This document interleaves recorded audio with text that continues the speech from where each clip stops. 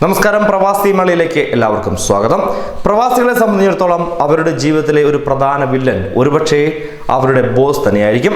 ഞാൻ ഈ പറയുന്നത് എല്ലാ മുതലാളിമാരെയും ഉദ്ദേശിച്ചല്ല, എന്നാൽ ഒട്ടുമിക്ക മുതലാളിമാർക്കും തൊഴിലാളികളുടെ ദുരിതം അറിഞ്ഞില്ലെങ്കിലും അവർക്ക് ലാഭം മാത്രം കിട്ടിയാൽ മതി എന്ന നിലപാടാണ് സ്വീകരിക്കുക.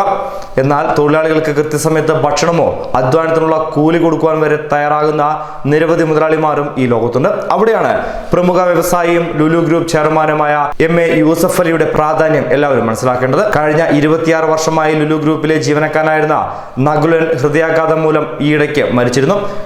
കെനിയയിലെ ലുലു ഗ്രൂപ്പിലെ സ്റ്റോർ കീപ്പറായാണ് അദ്ദേഹം ജോലി നോക്കിയത്. അതിനിടയിലാണ് ഇത്തരത്തിൽ അദ്ദേഹത്തിന് വിട പറയേണ്ടി വന്നത്. എന്നാൽ ഈ വിശ്വസ്തന്റെ കുടുംബത്തിന് ആശ്വാസവും സഹായഹസ്തവുമായി പ്രമുഖ വ്യവസായിയും ലുലു ഗ്രൂപ്പ് ചെയർമാനുമായ MA യൂസഫ് അലി രംഗത്തെത്തിയിരിക്കുന്നു. ഇത്തരത്തിലൊരു തീരുമാനം എടുത്തതിനെ തുടർന്ന് യൂസഫ് അലി താണിശ്ശേരിയിലുള്ള നകുലിന്റെ വീട്ടിൽ എത്തുകയും ചെയ്തു. കഴിഞ്ഞ ദിവസം വൈകിട്ട് 5 മണിയോടുകൂടി ശാന്തിനികേതൻ സ്കൂളിൽ ഹെലികോപ്റ്ററിലെത്തിയ യൂസഫ് അലി തുടർന്ന് കാർ മാർഗം നകുലിന്റെ വീട്ടിലെത്തി.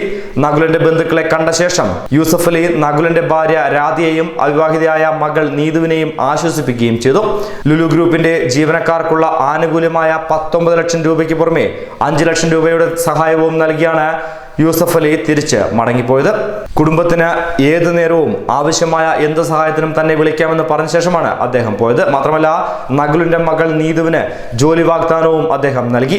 1/4 നൂറ്റാണ്ടോളം കാലം ലുലു ഗ്രൂപ്പിൽ സേവനം അനുഷ്ഠിച്ച നകുലൻ വിശ്വസ്തനായിരുന്നുവെന്നാണ് യൂസഫ് അലി പറഞ്ഞത്. വിരമിക്കൽ പ്രായം കഴിഞ്ഞുവെങ്കിലും നകുലിന്റെ ആഗ്രഹപ്രകാരം ആരോഗ്യമുള്ളിടത്തോളം കാലം തുടരുവാൻ അനുവദിക്കുകയായിരുന്നു ചെയ്തത്. നകുലിന്റെ കുടുംബത്തിനൊപ്പം ചിലവഴിച്ച ശേഷമാണ് യൂസഫ് അലി മടങ്ങിയത്. കേരളം പ്രളയത്തിന്റെ ഭീതിയിൽ അമർന്നപ്പോഴും ഇത്തരത്തിൽ നിരവധി സഹായഹസ്തവുമായി അദ്ദേഹം എത്തിയിരുന്നു. കവളപ്പാറ ദുരിതത്തിൽപ്പെട്ടവർക്ക് ലുലു ഗ്രൂപ്പ് ചെയർമാനായ ഇദ്ദേഹം 30 വീടുകൾ നിർമ്മിച്ചു നൽകാനാണ് തീരുമാനമെടുത്തത്. UAE വെച്ചാണ് അദ്ദേഹം ഇത് പ്രഖ്യാപിച്ചത്.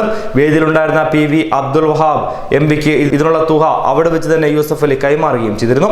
ലുലു ഗ്രൂപ്പ് ചെയർമാൻ കഴിഞ്ഞ 21-ാം തീയതി കവളപ്പാറ സന്ദർശിച്ചപ്പോൾ 20 വീടുകൾ നിർമ്മിച്ചു നൽകാമെന്നായിരുന്നു പറഞ്ഞത്. എന്നാൽ ഇവിടുത്തെ ദുരവസ്ഥ കണ്ട്, അല്ലെങ്കിൽ ദുരിതബാധിതരുടെ അവസ്ഥ കണ്ട് കൂടുതൽ സഹായിക്കണമെന്ന തോന്നൽ അദ്ദേഹത്തിന് ഉണ്ടാവുകയും അതിനെ തുടർന്ന് 20 എന്നുള്ളത് മാറ്റി 30 വീടുകൾ നിർമ്മിച്ചു നൽകാമെന്ന് തീരുമാനിച്ചുവെന്നും അദ്ദേഹം പറഞ്ഞു. ഒരു വീടിന് 6 ലക്ഷം രൂപ വെച്ചാണ് അദ്ദേഹം അന്ന് കണക്കാക്കിയത്.